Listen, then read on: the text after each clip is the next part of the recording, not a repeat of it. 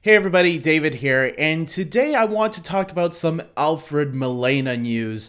Alfred Molina is the actor who played Doc Ock in the 2004 film Spider-Man 2, which is a huge fan favorite as to, one of the best superhero movies of all time for a lot of people. It definitely is one of my all-time favorite Spider-Man movies. I think top 10 is questionable for me. I would have to really think about that.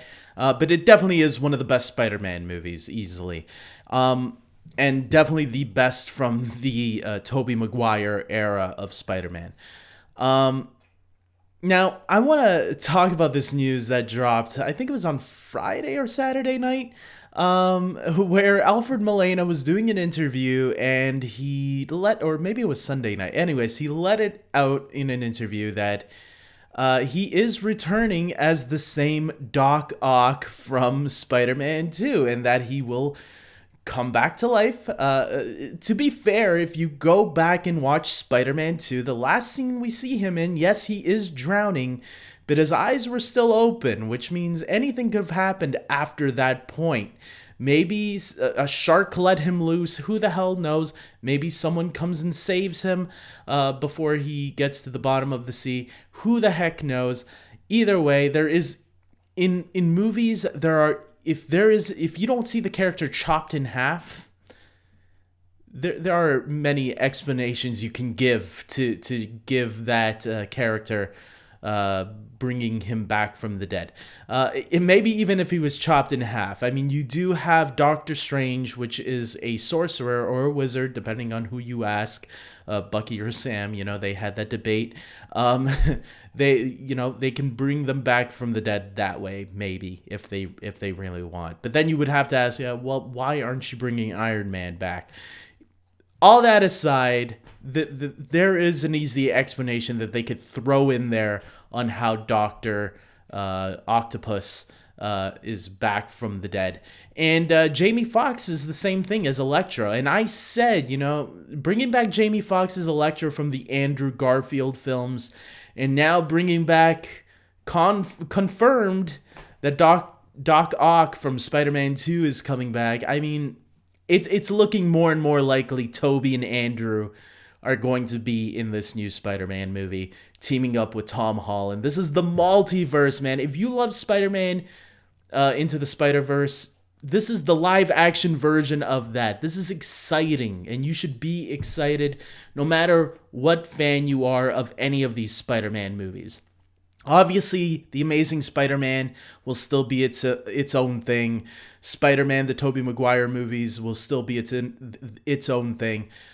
And the Tom Holland version is its own thing. But this is a one opportunity moment where we're going to see them collide in one movie together. And it's maybe the final Tom Holland film. According to him, this might be his final hurrah as Spider-Man, Tom Holland.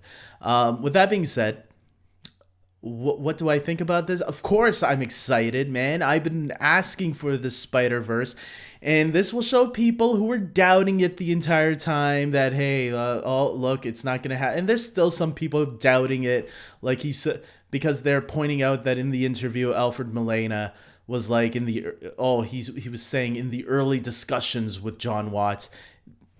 That's not gonna change. I definitely am 100% confident they are keeping to that conversation they had with him, because he seemed pretty confident. He was still saying that, yeah, I'm going to be taking up where my character was last seen. I guarantee you Jamie Foxx's Electro is going to be the main villain of this. I think we are going to get the Sinister Six. If you've seen my video where I talked about how they can do the Sinister Six by bringing back previous villains from previous films, I go through a theory on all of them on how you can even bring some of them back by having Jamie Foxx's Electro, which looked like he got vaporized, but maybe really he went into the quantum realm because remember, the quantum realm, you can time travel, you can go to many different multiple realities, which this movie is clearly taking on.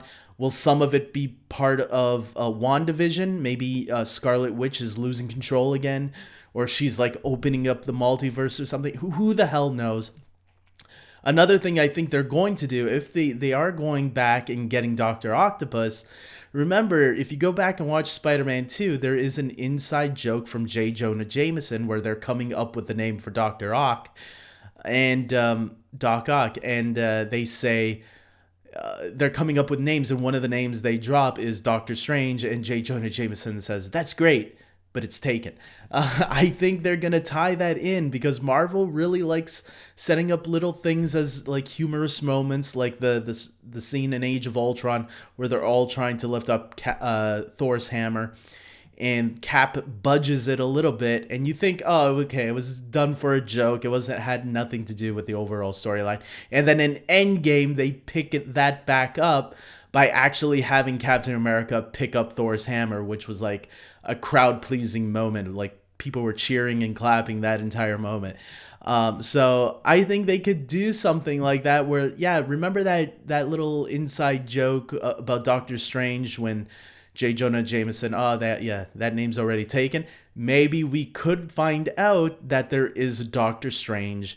We're going to see Doctor Strange from that Earth. Who knows? I mean, it's a big possibility. If the movie is called No Way Home, a lot of people are presuming that maybe Spider-Man's going to go to these multiple Earths. Maybe he could, show up to another Earth where Doctor Strange is at, to maybe find his way back home. You would presume that he would find his way back home. Because I do think that they are going to put closure on Tom Holland's Spider-Man. But I think they'll leave it open a little bit just in case Sony does change their mind and want to bring Spider-Man back into the MCU. But I think what Marvel's going to do is like they do with all their trilogies. If you look at Iron Man 3, if you look at Captain America Civil War, if you look at Thor Ragnarok, they do kind of have a complete trilogy when you think about it. Maybe Civil War was a little bit more left open, but Thor Ragnarok felt like a conclusion, like a wrap up of the Thor trilogy. Same thing with Iron Man 3, even more so because lots of people didn't even think Robert Downey Jr. would continue after Iron Man 3. Thankfully he did. So I think, and even Infinity War and Endgame, if you look at that as one movie, that did feel like a wrap up of the Avengers trilogy, even though it was a quadrilogy. But you get what I'm saying. So there is a little bit of a wrap up there, and I do think that they are going to wrap up Tom Holland's storyline in the MCU. And what a great way to do it by bringing back previous characters and celebrating not just the MCU Spider-Man, but this is going to be a celebration of all the Spider-Mans that came before it. And that's how I'm looking at this. I'm looking at this is not just a celebration of the Tom Holland Spider-Man and how far the character has come, but a celebration of all the Spider-Man movies, because it was all these movies that got us to this point where before we had solo Spider-Man movies. Now we have a Spider-Man in the MCU. Where is the character going to go next? Rumors have it that there might be a Tobey Maguire Spider-Man 4. That could be interesting. Maybe we get an all-new, fresh Spider-Man. Who knows? Anything is possible, and I am looking forward to seeing what the future of Spider-Man holds. Me, personally, I hope he sticks into the MCU, but if Sony wants to take the character in a different direction, hey, at least we're going to get a proper conclusion for this character. And that's what, when it was announced that Sony might pull out and do Spider-Man 3 with Tom Holland by themselves, the part of me that was worried is, so you're going to just ignore the MCU that this Spider-Man lives in and not reference anything and all. You're not going to do a proper conclusion. This to me is the proper conclusion. And if this is the end of this Spider-Man, I'll be happy and ready to move on to wherever Sony wants to move next. Don't leave it on a cliffhanger though, where we'll be wondering, well, what are they going to do without the MCU? So that's the only thing that I'm worried about. Like I said, I hope they continue with the MCU, but who knows?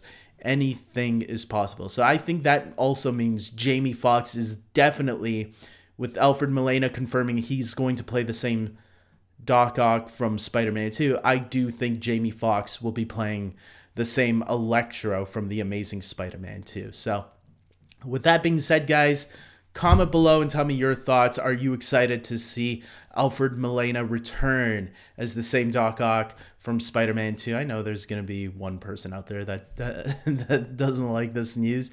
But hey, look, if you don't like it, that's sorry to hear that. But most people I know will be very excited. And from judging from what I see on the internet already, like other YouTube channels and Twitter, social media, etc., it looks like most people are really excited about this. So until next time, everybody, comment below, leave down your thoughts below, like this video, so please help me gain some support and all that. And until next time, everybody, take care.